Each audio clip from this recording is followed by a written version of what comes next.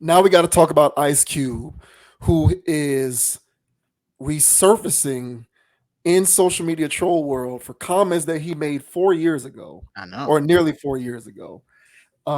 This is weird, but also not surprising.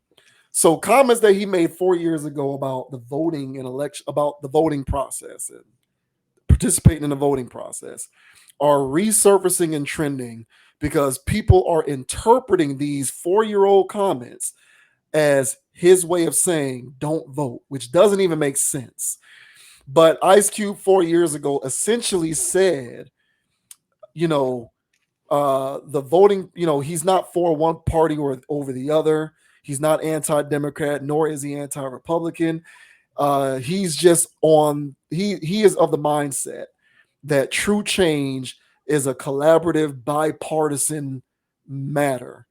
And the only way that you're going to see things really happen for real is if you're taking pieces from one side or over the other, the best parts, and kind of making it mix and doing what it does. Mind you, he said this back in 2020, in November of 2020, to defend himself against the idea that he is pro-Trump. Mhm. And now, 4 years later, because this election cycle is going to become very crazy and stressful and just riddled with anxiety, I think for most reasonable people, this is Hmm. being brought up. And Cube is defending himself against it even to this day, saying that he's not riding for any particular side. He's just on the side of what makes sense. So, to provide a little context for people as we continue to lean more and more into political talk on this channel. Oh, no, that's the wrong one. So let me unshare that and share the right one. So yeah, we're leaning more and more into political talk on this channel, and I feel like it's inevitable. Even if we try to avoid it, it's gonna pop up. Hmm. But this says Ice Cube slam for his resurfaced stance on voting as 2024 election cycle heats up. Ice Cube is getting slammed on social media for his past comments on voting. The backlash appears to be in response to a resurfaced video of Cube rebuking the idea of voting for the Democratic Party without demanding action in exchange for doing so. He originally posted it on his social media in September 2020. Ice Cube is out here telling people not to vote again, one user on X wrote over the weekend. While he sits in his $1 million mansion and black folks in the South are getting kicked off their Medicaid. Another added, Ice Cube is estimated to be worth 160 million. He can't comprehend why people with diabetes are living better lives under the Biden administration, or why people need their Medicaid, Medicare, Social Security. Living in a wealthy, gated community has damaged this man head from reality. Cube eventually addressed one of the complaints on X. So this is that post there. He responded saying, "I'm not in bed with none of these clowns. So go get another booster shot and shut the f up."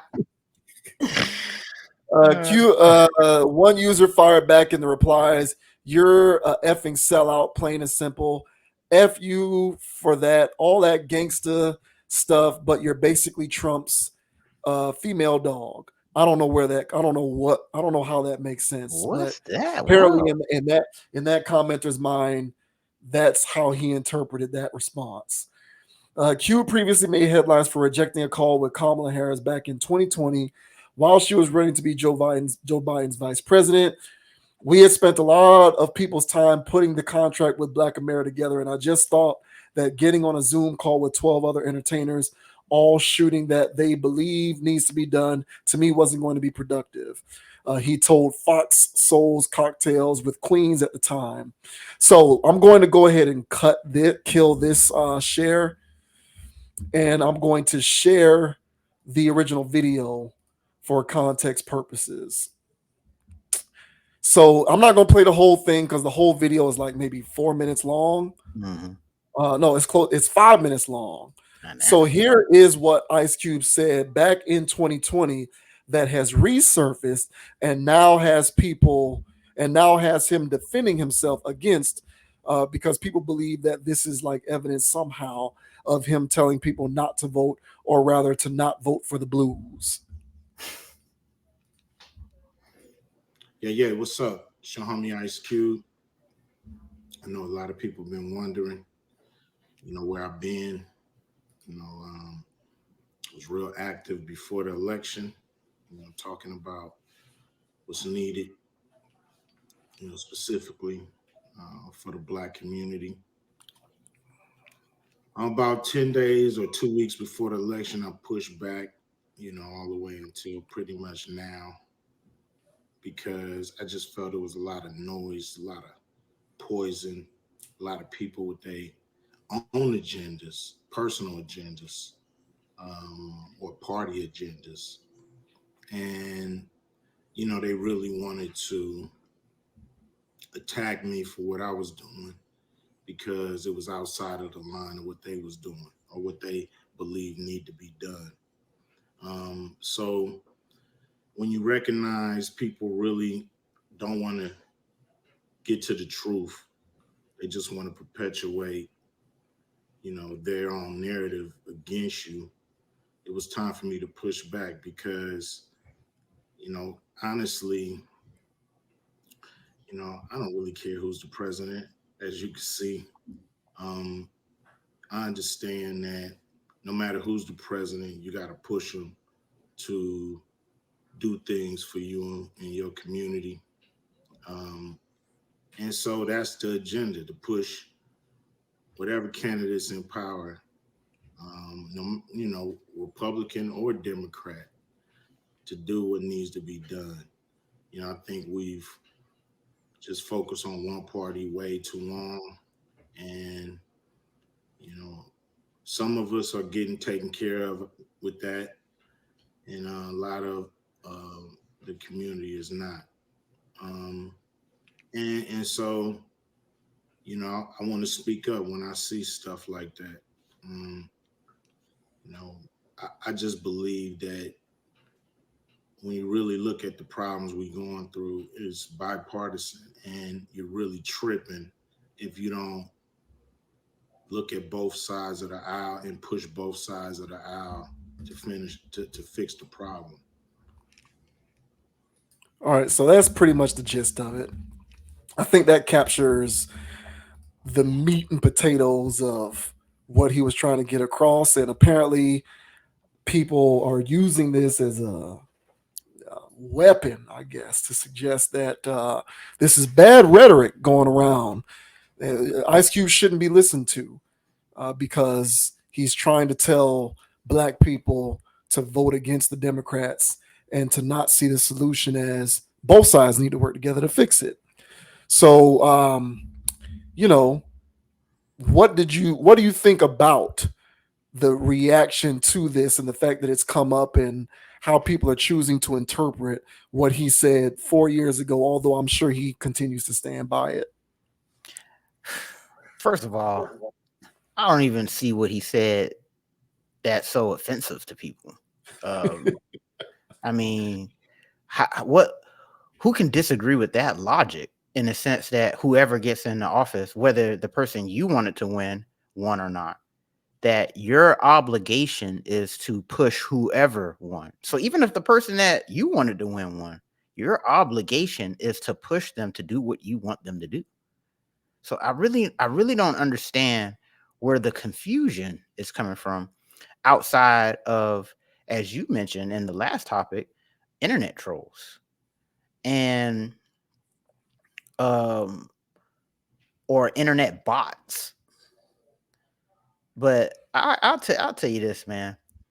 One thing that I am witnessing a lot of nowadays, hell, just like the last topic about body positivity, there is a number of cults floating around um, in social circles in the Western society right now, and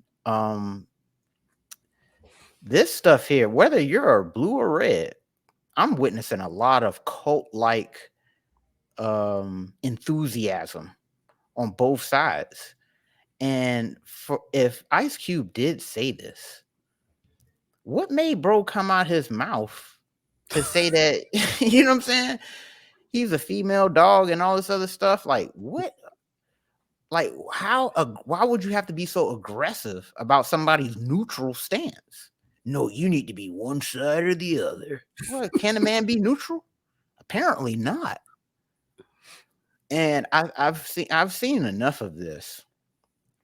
And it was a video I seen probably a couple years ago where this woman who actually did uh you know studies in cult behavior, and she made she that was the first I've heard of someone saying that there's things out there that you wouldn't even consider cult like, that is like cult like stuff. And one thing that this whole electoral process has shown me, honestly, within after Bush, probably, Yes, yes, yes. it has really gotten into this area of just blind submission to either side. And if you don't agree with one or the other, you're a pariah, you're a waste, you're this, you're that. Nowhere in anything that he said he wasn't going to vote. Right. So for people to be jumping and making these assumptions, calling him out of his name, to me, it just speaks to the mindset in which American people have been pushed to think like. And we always talk about here, thinking for yourself, having a mind for yourself. And one thing that guy that called Ice Cube a female dog, he doesn't have a mind of his own. Well, and the to me, it wasn't even a female dog; it was the sellout. Yeah, what's that about? That was the word to me. That was like, oh, I see where you're going. I see where you're coming from. Super aggressive. Yeah, yeah. That's super aggressive. So, needless to say that I agree with Ice Cube standing here. This is basically what I say every other time that we talk about these situations. If I dunk on one side of the aisle, that does not mean I'm on the other side. That just means today's topic was about this side of the aisle. Correct. You know what I'm saying? But I will windmill off the backboard on the next side if I have to. So, because whoever gets in the office needs to be pushed. The last thing I'll say is, I think last time we talked about this type of stuff, I was talking about having actual lobbyists to actually push for what you want. And if you want something to happen in office, there's some people right now who would rather have somebody else in office, but if the other person got in, they still gonna push with their agenda. So the same thing should go for everyone else. And that's honestly the only thing he said here. So yeah, as you mentioned, to call him a sellout, to call him out of his name, I think this is just speaking to cult-like behavior and the mindset that they would like most, if not all, Americans to think like. And I'm here to tell you right now, I'm not drinking that Kool-Aid. So what are your thoughts here, sir, on the backlash from Ice Cube for saying something 4 years? It's the fact that he had to dig it up too. So yeah, it's wild. He probably looking at it like, why am I having to respond to something that I said 4 years ago? That's just how the internet works, man. Yeah, I'm with you. It is cult-like behavior.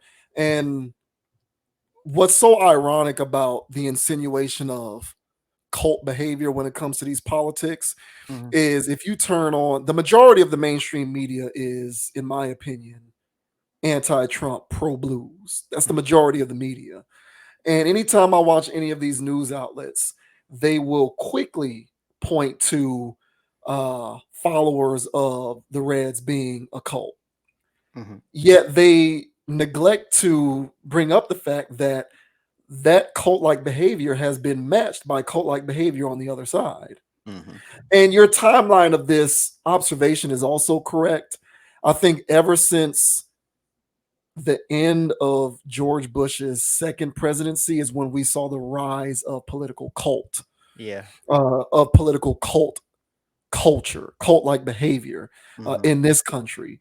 It started with it started with Bush, when it was Bush going up for his second term. Oh yeah, and it was Gore. Bush against what was that guy's name? Oh, no, John Kerry, I think. Oh, I think it was John Kerry. Yeah. And that was very tumultuous, and that's what started the whole thing. That's what started this whole the Reds are the bad guys and the Blues are the good guys stuff.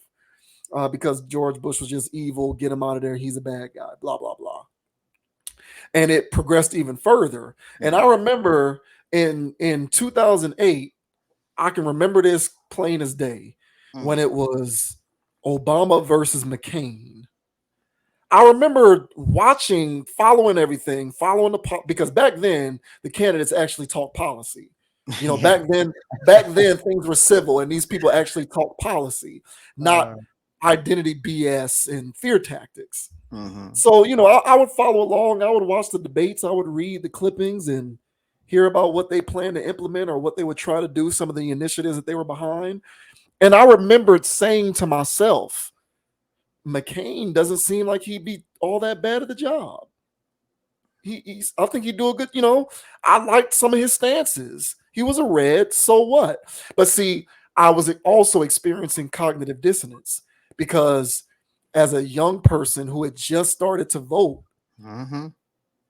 my realization that he's a reasonable person who might be quite befitting of the role was in direct contrast to my brainwashed conditioning that as a black person, I have a moral obligation to vote blue.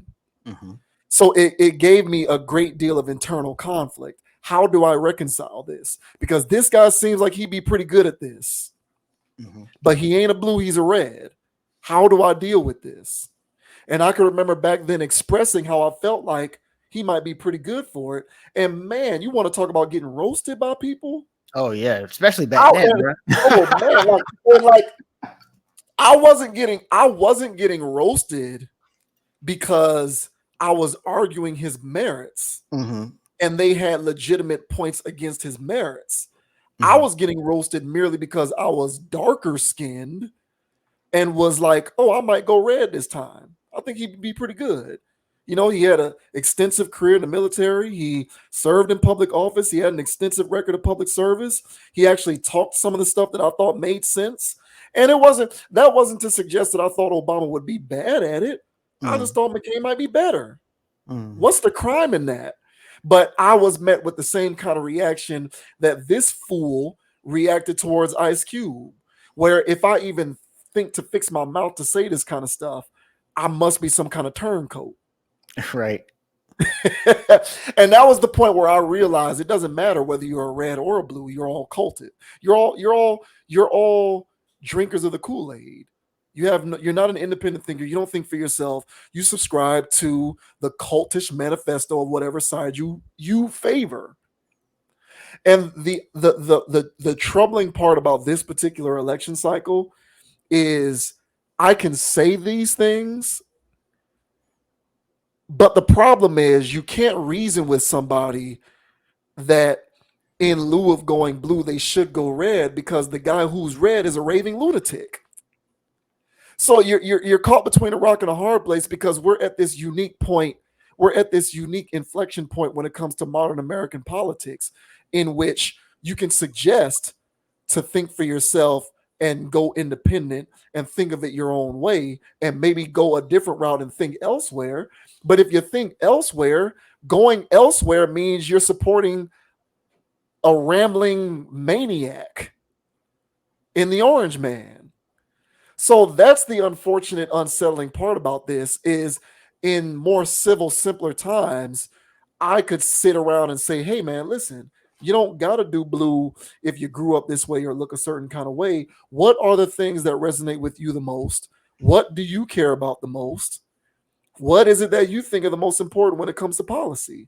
And go that way. Regardless of who the candidate is, just go that way. But don't think that you have some moral obligation to go one way or the other because of your upbringing or your environment or what you look like. That is the form of social conditioning that has been impressed upon you by those who came before you in your immediate environment, as well as mainstream media. You don't have to go that way. And I experienced that firsthand.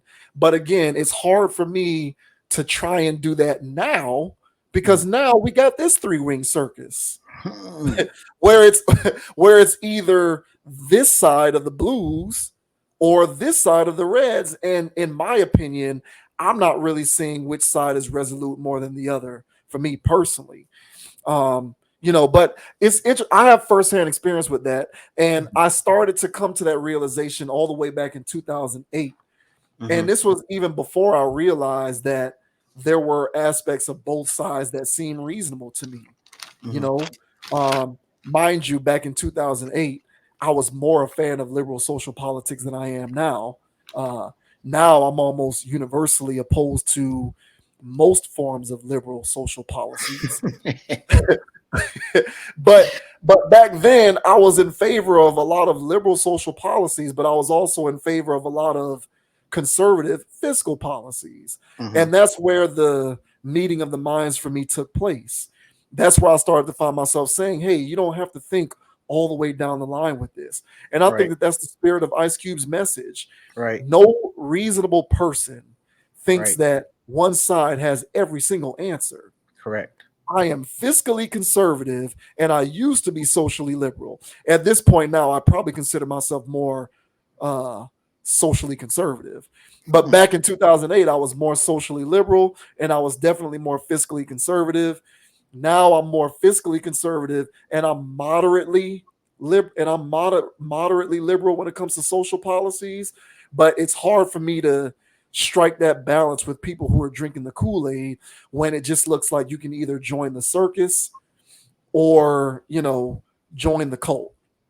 Yeah, they're both are cults, but one is like a circus and the other one's like a liberal cult. Pick your poison. But I also don't see what was wrong with what Cube said, albeit 4 years ago.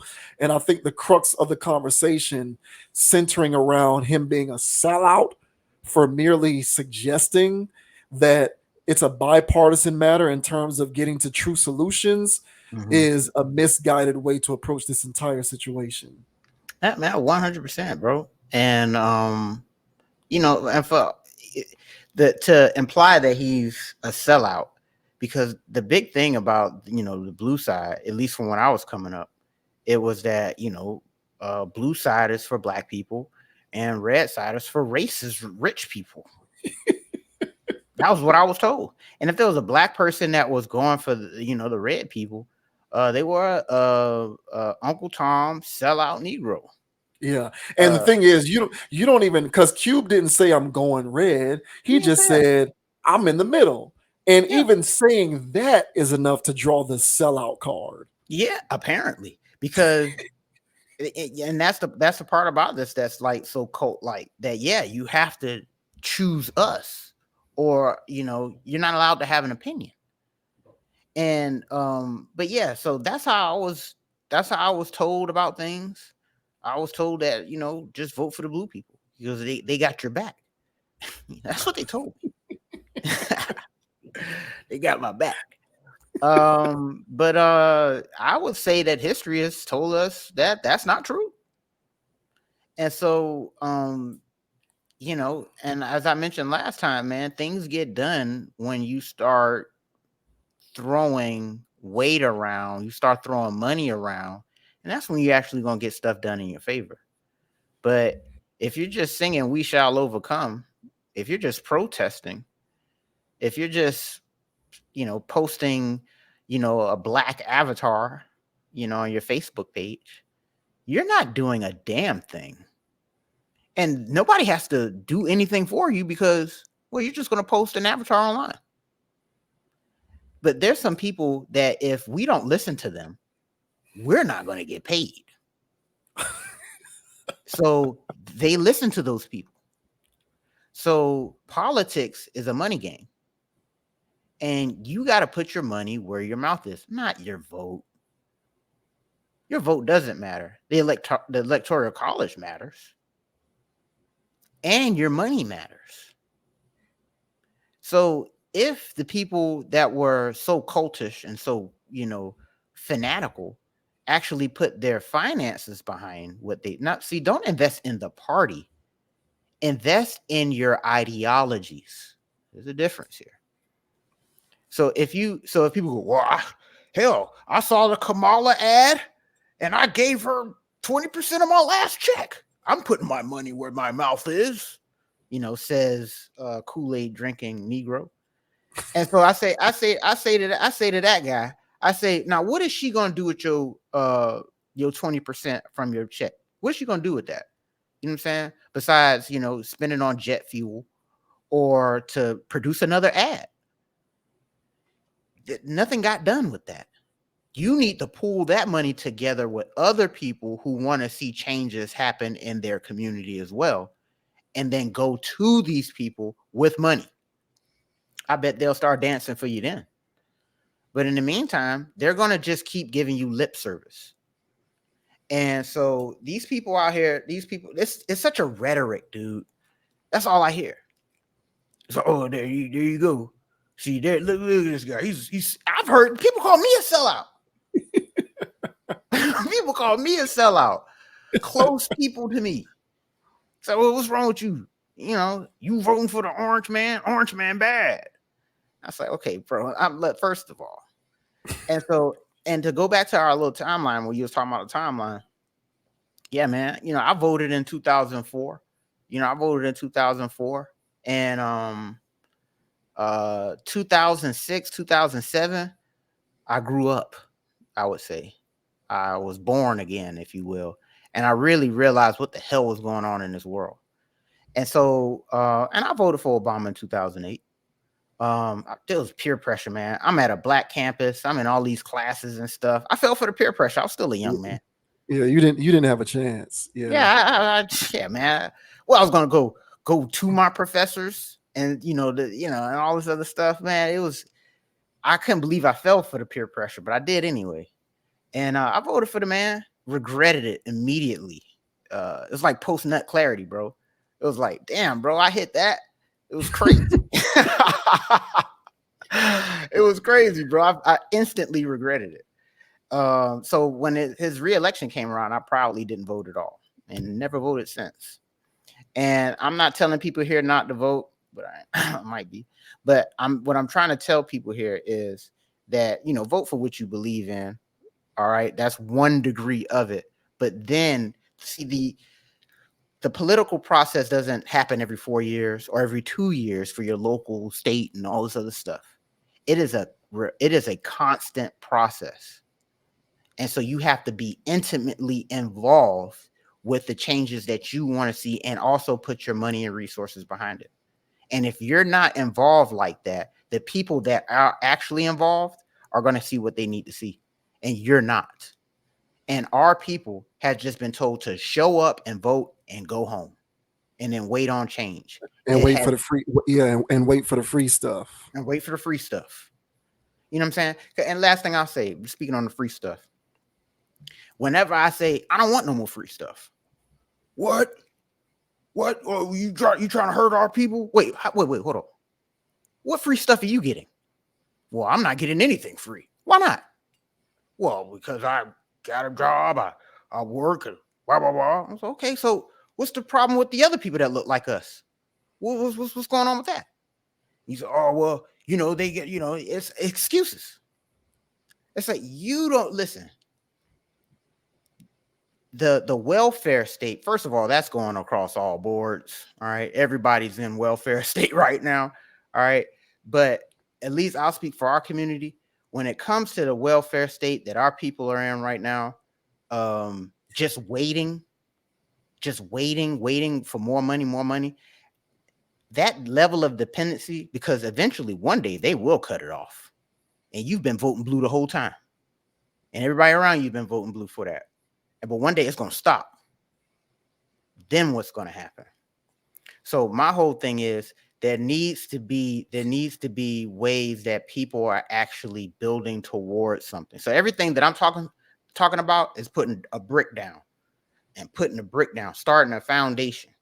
And if you're not putting down a brick and you're just waiting, well, then you're at the whim of whatever storm that comes through.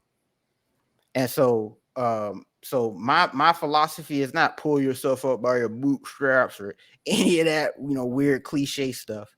My whole thing is that you have to put action behind this all the time and don't wait for the 4-year cycle. You have to be politically involved all the time.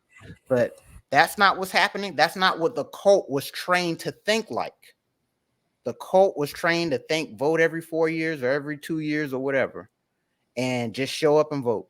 And so my message is to people out there that are very passionate about voting.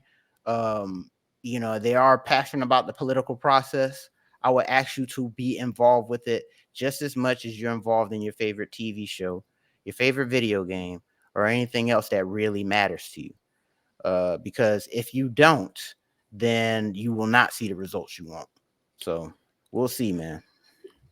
Well, that it's from that particular place that I talk about people like Master P Mm-hmm. creating inroads Mm-hmm. for the people in the communities that the politicians claim to care about. Mm-hmm. The blue politicians in particular, they Mm-hmm. claim to care about some of the people in these communities. That's why I talk where the way that I talk about people like Master P actually creating inroads for those individuals to be prosperous as opposed to merely existing, Correct. because that is the only way that you are going to see these people thrive instead of survive. It's Mm-hmm. not going to be because they receive more entitlements and handouts. Correct. Um, and whoever can't understand that is unfortunately, and this is going to sound a little harsh, but they'll eventually fall by the wayside. And there's nothing that you can do about it. It happens with any given population. It is what it is. But understand that the importance of this is through creating these inroads through the pulling of money and resources and finances, not because you voted for a particular party. Case in point, when I was watching the DNC, and I got respect for Barack Obama, and I'm watching the DNC, and there was a point during his speech when he was talking about one of the primary reasons why people need to vote for Harris is because Harris is going to see to it that it becomes easier for Americans to be able to strive to reach the middle class. Mm-hmm. And I'm sitting back thinking to myself, as if that's something that should be stripped, as if that's something that people should strive for. Like, Mm-hmm. I got news for anyone who has not realized this, but the middle class is today the new poor class. Boy, Like, it is. being being middle class is no longer something to aspire towards. Like, being a middle class, working class person in this country is tantamount to living paycheck to paycheck. And you literally cannot survive on your own. The only way that you can live functionally is if your income combining. The only people who don't have to deal with that reality are people who are above the working class threshold. Mm-hmm. Yet there's one particular party who's preaching that if you vote for them, we're going to make it possible for you to reach that coveted middle class. Correct. That's not something that you should be proud of. It is Correct. not something to be happy about. Being middle class is a pathway to surviving, living paycheck to paycheck into perpetuity. And again, I'm not saying that you should vote the other way. I'm just saying understand the importance of the collaborative effort and, to your point, the nonstop action that it takes to Yes. really be able to make inroads towards improvement. Yep. It's not about going to a poll at your middle school, filling in a bubble, and then you go home and wait on the free stuff. Correct. You need to put the money together to build the tech school in your neighborhood, Yep. to build. And I sound like a broken record, but I don't give a damn because I speak truth. Mm-hmm. You have to put these resources together, create these fundraising programs, create these not-for-profits, pull your relative credits together so that you can build these institutions that function in your neighborhoods, that put people in position to not be middle class and therefore be dependent upon these archaic systems that don't do anything but leave you in perpetual brokenness and misery. Mm-hmm. So that's the place upon which I speak from when we touch on topics like Master P talking about, bridging the wealth gap. That's what bridging the wealth gap is. Bridging the wealth gap doesn't mean make a way for people to earn $50,000 a year, getting a check, clocking into a job. That doesn't bridge the wealth gap. Like, that's what has us in this situation in the first place. That widens the wealth gap. It widens it. It doesn't bridge it. Putting Mm-hmm. people in these office jobs, getting people these salary positions, that doesn't bridge the wealth gap. It doesn't. You have to put people in positions to be recession proof, marketplace proof, industry proof. That's what that takes. Is everybody going to go? No. but you certainly need more people to go than what we currently have going on. And this ultra cult like dependency on these political parties is going to leave you in quicksand. It's Yep. not going to get you there. So, just to kind of piggyback off of what you described, Yeah. and certainly calling people who speak on stuff like this in a manner of speaking like Ice Cube a sellout is perhaps the most counterproductive way to go about instituting the kind of change that you claim to care about. Exactly, dude. So we'll see, man. We'll definitely see what happened, man. But these internet bots are going hammer, this election cycle, man. And because I know there's people out there that really think this way, but I would also be I will also be a fool to think that there aren't political bots out there, and to help fuel some of this cult like thinking and add fuel to the fire. So best of luck to everybody out there, man. Because honestly, whoever wins, we need to do something about it. So just like Hugh said, so whoever gets in there, it's on the people to push for what you want. So because honestly, I don't think either side of the fence right now is satisfied with our options, if you even want to call it that. So push for what you believe in outside of the political process of voting, I would say. Yeah, I agree. I do think that all across the board, most reasonable people are generally frustrated. Yeah, I would say. Either way, the loud cult people are going to be on the internet saying you should and should not do this, but I think most reasonable people are frustrated no matter what the case is. 100%. Shouts out to Cube. Yeah.